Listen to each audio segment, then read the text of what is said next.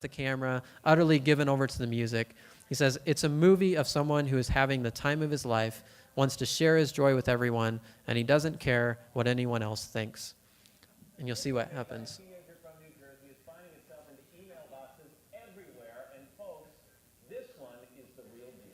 So it goes viral, right? It goes on the Today Show. It's on VH1's Best Week Ever. It's all over MTV. It just goes all over the place. And this is about the same time that YouTube is just launching. So what's significant about this is that Gary Brolsma was kind of a geek, and he knew how to upload video before YouTube, but he was one of a minority. But when YouTube is launched, it actually becomes very easy to upload video to the web. And so today, if you look up Numa Numa, you can do the search yourself. Here you'll see the search for Numa Numa. You'll get over 50,000 hits. And what you're going to see among these 50,000 hits is basically everybody just joining in the dance. And so one way of thinking about this is like early YouTube. And so this is 2005, 2006. This becomes like a big phenomenon. And, you know, I don't know, have you guys remember the Macarena? So this is sort of like the internet version of the Macarena. You know, it's just like people joining in the dance and going on with this. And there's this great quote, again, from Douglas Wolk, who wrote about this. He says, they start to look less like an infectious joke and more like a new cultural order. These kids aren't mocking the Numa Numa guy, they're venerating him. And they're beautiful to see because they're replicating and spreading his happiness. And so, while it looks like just like sort of fun dancing and so on, it's also indicative of a shift. Something's happened that suddenly people in their bedrooms can produce videos that can be seen by possibly 1.4 billion people on the planet. Like, that's a pretty amazing thing. That suddenly it's not, you know, we thought it was so cool, like when we each had our own printing press on our desk, right? That you could you know, publish a website to the world. But now you can publish video to the world, and that means you're actually confronting that primary medium of our culture, TV. Like, you're actually a part of that. You can be a part of that. And so these sort of represent, to me, like new forms of empowerment, new forms of community that are being built, and so on. It's like a new culture of participation. Now, I don't want to stop here. I do want to like take you a little bit further into what's out there on YouTube. So it turns out the most popular things on YouTube, people who are laughing have seen this. And most people probably have. How many people have seen this? Okay, almost half of you. About 90 million people have seen it. I can't even update this video fast enough for how fast this video is spread. But most of the videos on YouTube are actually home videos. And this is an example.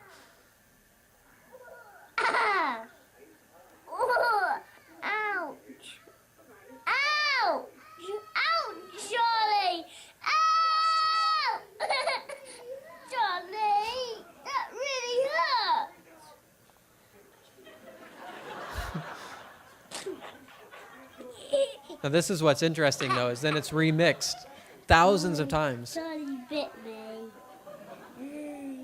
And that really hurt. And that really hurt. Charlie bit me. And that really hurt. Charlie bit me. Charlie. And so this is sort of the participatory nature, right? That people just participate in the phenomena that come about. And it can be very sophisticated, too, because with drag and drop editing, people can create stuff like this. And this is actually very simple to do. This is like the hip-hop version, right? So here's another interesting story. This is DeAndre Cortez Way. Downloaded this program for free. You can get the demo version online for free. Created this little riff, this little song. Created a dance to go with it. Uploaded the video to MySpace and to YouTube. And before long, it seemed like everybody in the nation was doing this dance. And eventually the whole world, too. I mean, this just keeps going and going.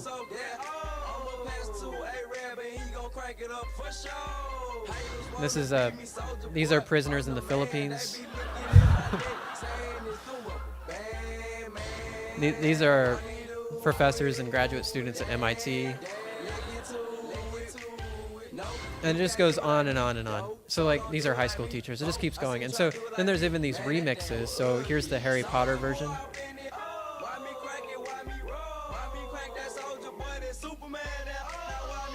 And then it just keeps going here. There's the Lion King version, the Simpsons version.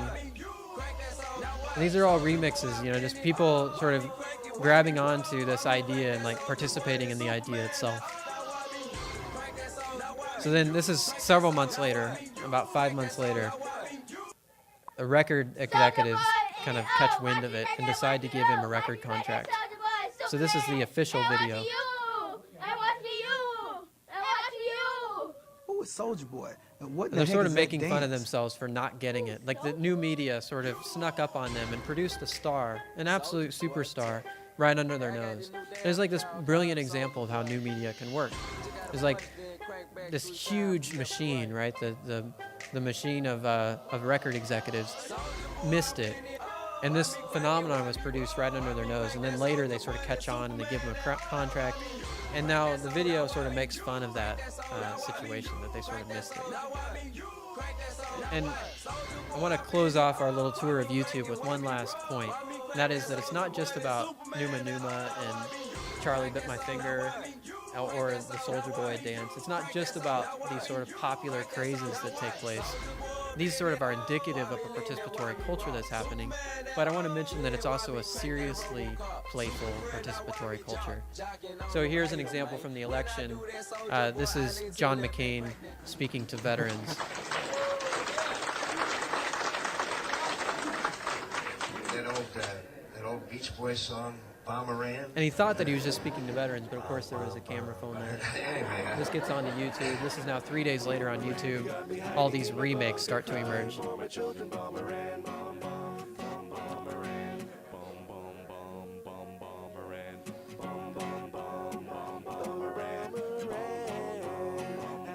And this brings it to the attention of the major news networks.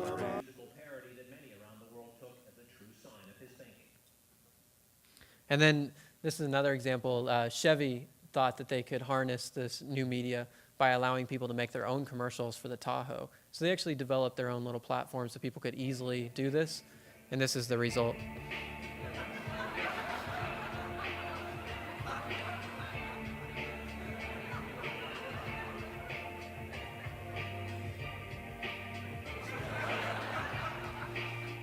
And I want to add one more example, and this is what I call networked production, and that is that it's not just about people viewing this all over the world and so on, but it's also the fact that people can actually contribute to something from all over the world and actually produce something together in collaboration with others from around the world. So what this example here, Mad V has just asked people to write something on their hand and then post it as a video response to his video. And he gets thousands of responses. It becomes the most responded to video in the history of YouTube at the time. And so this is really interesting, right? People are reaching up to these webcams that are connected to 1.4 billion people on the planet. And it's sort of this interesting thing, right? It's like, what would you say if you just had this one statement to say to the world through your webcam? And these are the messages that come out of this. So these are coming out of the most, it's a sort of an interesting situation, right? Like, these people are speaking out from the privacy of their own homes. It seems like a very private space, and yet it turns out it's one of the most public spaces on the planet. Like, these hands end up being seen by millions of people.